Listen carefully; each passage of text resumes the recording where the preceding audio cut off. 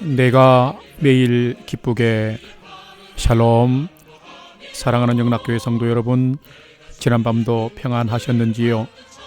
오늘은 2022년 1월 18일 화요일 아침입니다. 말씀으로 하루를 여는 내가 매일 기쁘게 아침 경건의 시간을 시작하겠습니다.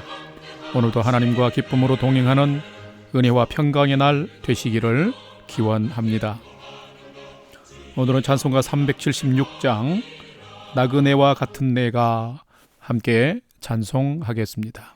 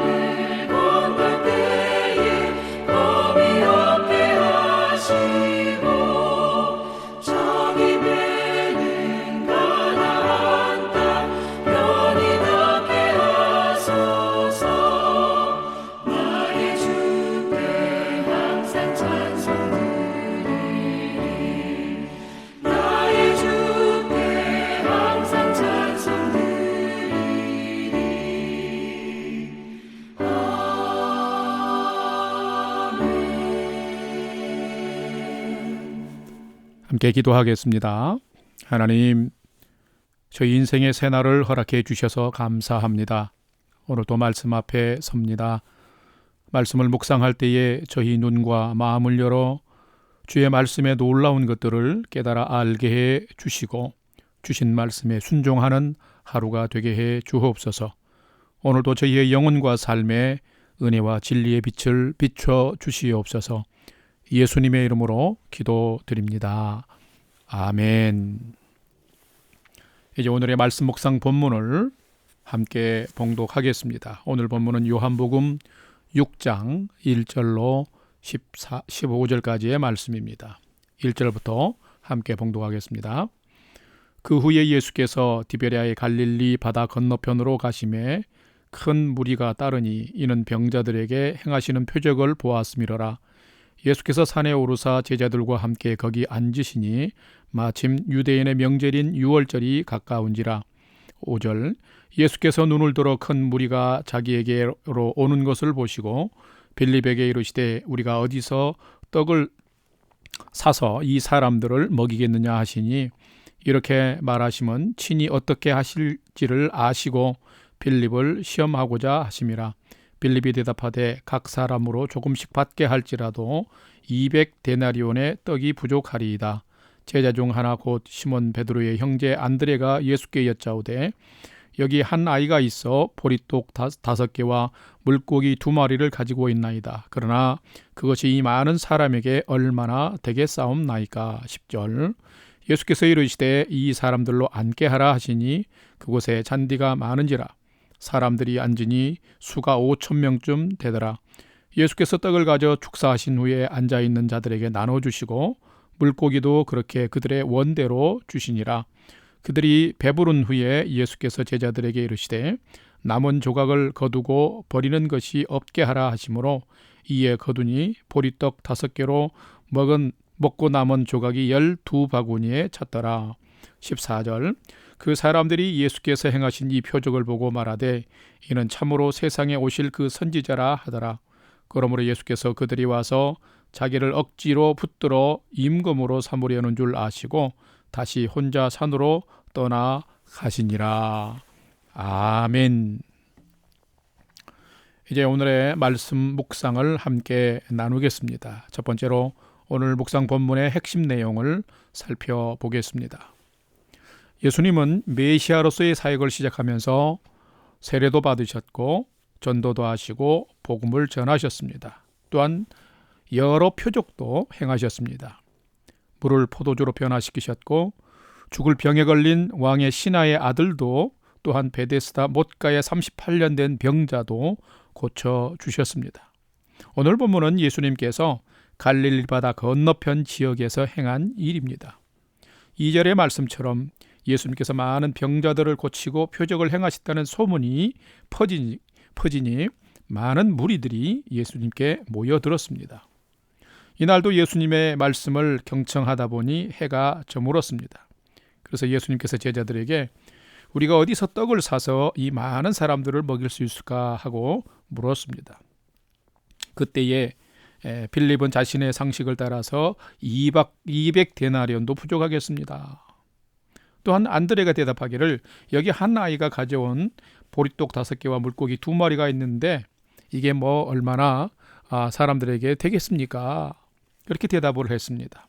그런데 예수님께서는 어린아이가 가져온 그 보리떡 5개와 물고기 2마리를 가지고 축사하신 후에 그것을 나누어서 큰 무리를 배불리 먹이고 12바구니가 광주리가 남는 기적을 행하셨습니다. 이것을 우리는 오병이어의 기적이다라고 말합니다. 예수님은 이 표적을 통해서 계속해서 예수님이 누구신지 그리고 예수님을 통해서 하나님 아버지께로 돌아오는 자들에게 하나님의 나라가 얼마나 풍성한지를 우리들에게 가르치고 보여주고 있습니다. 그렇다면 성도 여러분, 여러분은 예수님이 어떤 분이신지를 잘 알고 살아가십니까?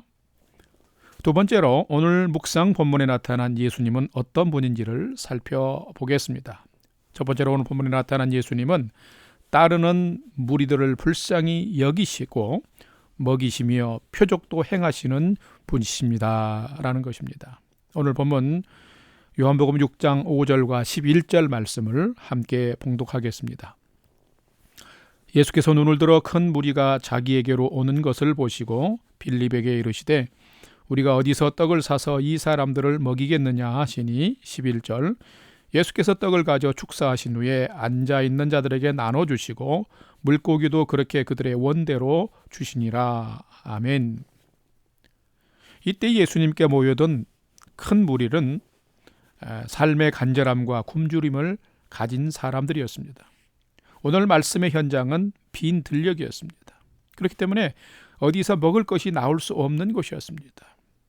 그래서 말씀을 들으러 나와서 예수께 나와서 이들이 오랜 시간 또 먹지 못해서 먹지 못한 이들을 불쌍히 여기셨고 예수님은 외면하지 않으신 것입니다. 한 아이가 가지고 온 보리떡 5개와 물고기 2마리를 가지고 축사하신 후에 남자만 5,000명이 넘는 큰 무리를 배불리 먹이셨습니다. 마치 출애굽 당시에 허허벌판 광야에서 하나님께서 이스라엘 백성들에게 만나를 내리셔서 공급하시고 먹이심과 같습니다. 하나님은 이스라엘을 애굽에서 나오게 하시고 광야에서 만나와 메추라기를 먹이신 것처럼 예수님 또한 세상에서 우리가 죄와 사망에서 나오게 하시며 믿는 자들에게 생명의 만나를 통해서 영생을 주시는 분인 것입니다. 그러므로 우리는 단순히 주는 떡을 받는 자가 아니라 그 생명의 떡이신 예수님을 나의 주님으로 믿고 영접하며 믿음으로 잘 살아가야 하는 것입니다. 그러면 우리의 삶에 굶주림과 갈급함을 채우시면서 또 해가를 해결하시면서 우리를 은혜의 삶으로 인도해 주시는 분이 바로 예수님이십니다. 두 번째로 오늘 본문에 나타난 예수님은 잘못된 기대와 욕망을 따르는 자들에게서는 떠나가시는 분이시다라는 것입니다. 오늘 본문 15절 말씀을 함께 봉독합니다. 그러므로 예수께서 그들이 와서 자기를 억지로 붙들어 임금으로 삼으려는 줄 아시고 다시 혼자 산으로 떠나가시니라. 아멘. 우리는 예수님이 어떤 분인지를 정확하게 잘 알아야 됩니다.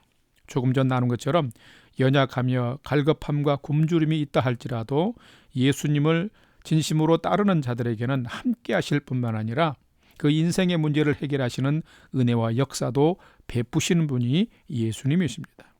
그러나 이런 주님을 진실로 인정하고 받아들이지 않는 자들에게서는 예수님은 떠나가십니다.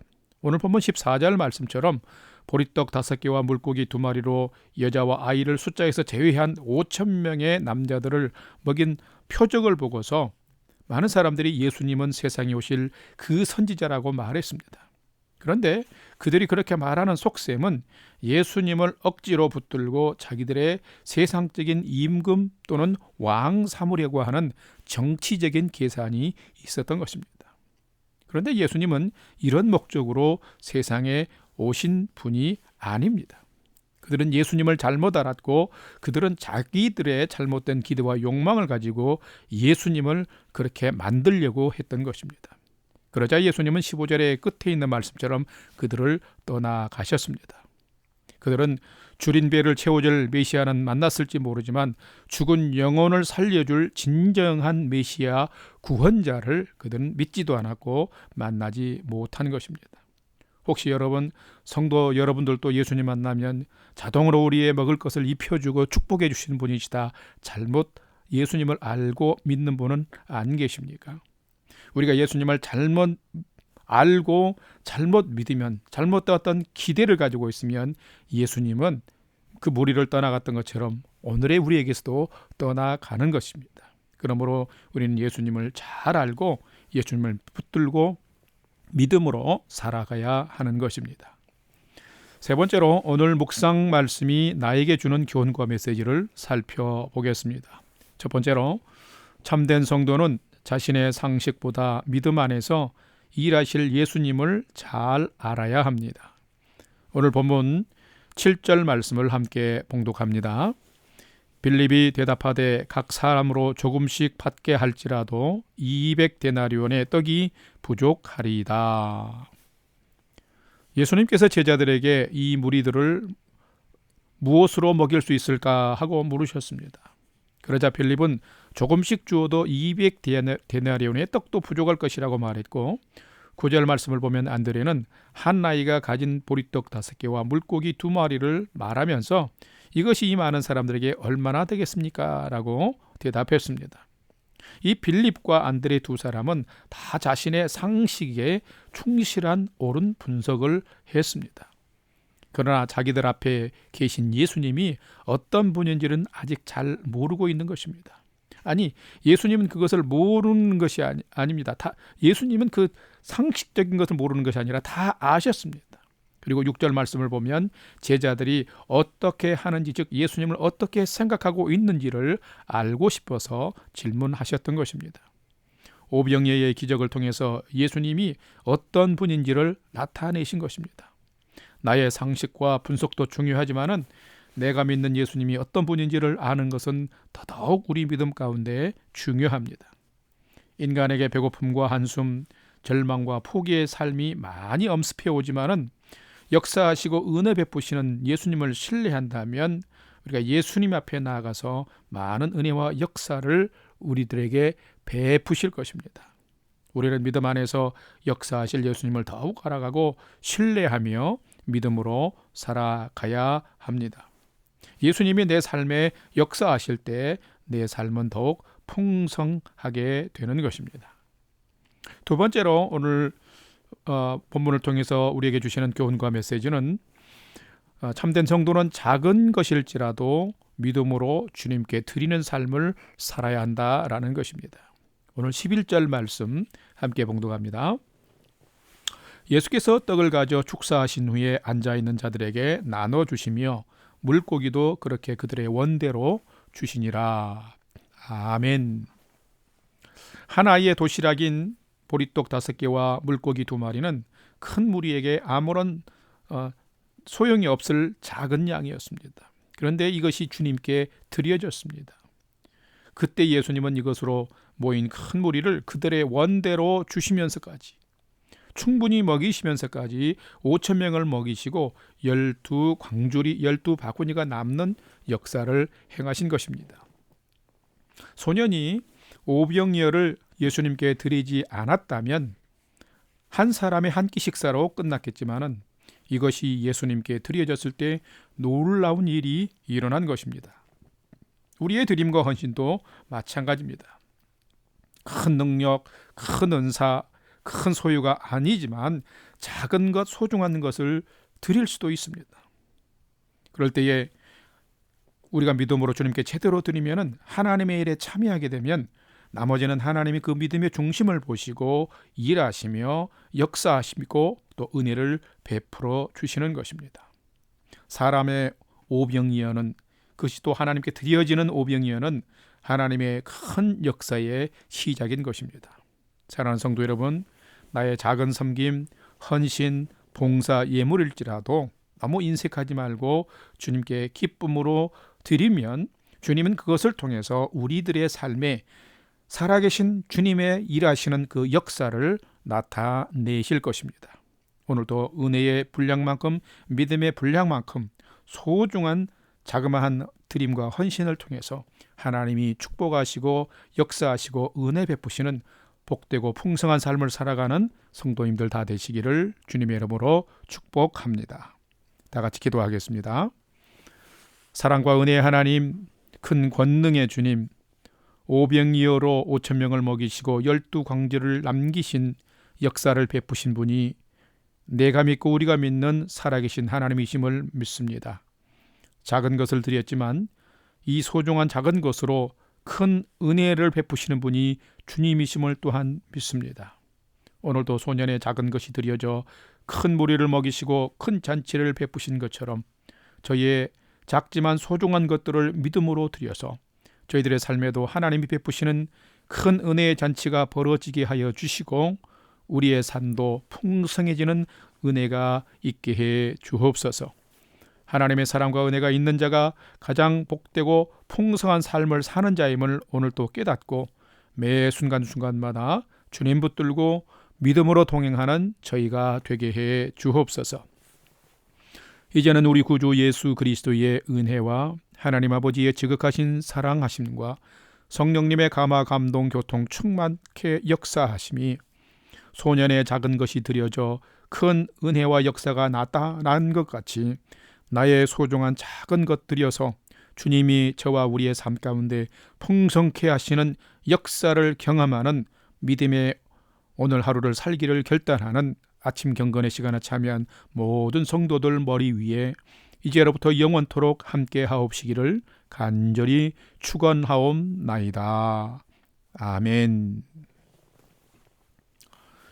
이제 오늘도 찬양이 연주되는 동안 오늘 주신 말씀과 기도의 제목을 가지고 함께 믿음으로 기도하도록 하겠습니다. 첫 번째는 오늘 주신 말씀을 따라서 우리의 삶을 풍성케 역사하시는 주님을 신뢰하면서 오늘도 하나님 저에게 작지만 소중한 것 드려서 헌신하는 삶을 살게 해 주옵소서 기도하기를 바랍니다. 두 번째로는 2022년 새해 한 해 동안도 성도들과 교회 공동체를 건강으로 안전으로 평강으로 지켜 주옵시고 우리가 신앙의 표를 따라서 만민에게 복음을 전파하는 성도와 교회 되도록 인도해 주옵소서 기도하시고 오늘도 선교지와 또 선교사님들을 위해서 우리가 믿음으로 중보기도 하겠습니다. 또한 세 번째는 나와 가족과 부모 형제들이 하나님을 잘 경외하면서 오늘도 온전한 믿음의 경주를 잘하는 믿음의 하루가 되게 해 주옵소서. 우리 다 같이 이 기도 제목들 가지고 믿음으로 5분 이상 함께 기도하도록 하겠습니다. 다 같이 기도하겠습니다.